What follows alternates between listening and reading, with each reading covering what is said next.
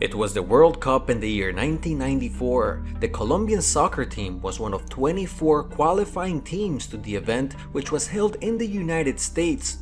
Colombia had the best team in the country's history up until that year. They had classified for a second time in a row, starting in Group A with competitors US, Switzerland, and Romania.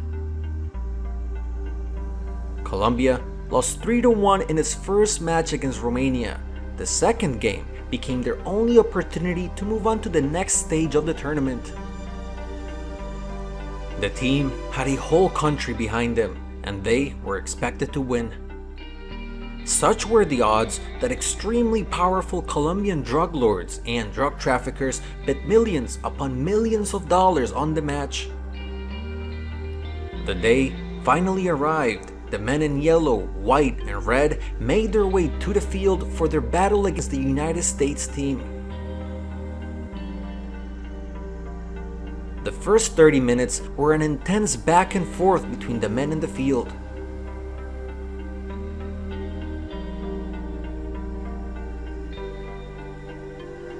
Then, at the 34th minute of the very first half, a defensive error let down the squad and fans attending and watching the event. Colombia attacked early, and the Romanian keeper made a number of great saves. As March now, with Caligiuri overlapping on the far side, sends it inside, it's an own goal! The USA gets the score, Escobar on the own goal, and the United States...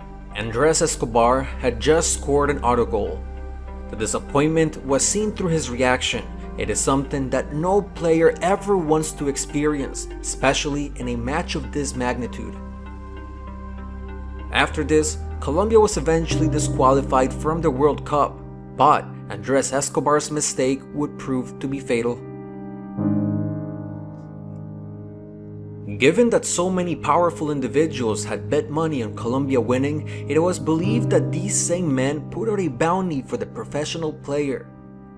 One group of bettors is said to have lost $10 million on Colombia's upset loss to the US, and an anonymous group even called a Colombian television station threatening revenge. Escobar made his way back to Medellin, Colombia, only 48 hours after leaving Los Angeles. While in his home city, he stopped by a local restaurant where he was surrounded and confronted by a group of men. "Thanks for the autogol," one of the men shouted. Then, the group opened fire, shooting Escobar 12 times as they shouted "goal" after each shot. The gunmen fled in two separate vehicles.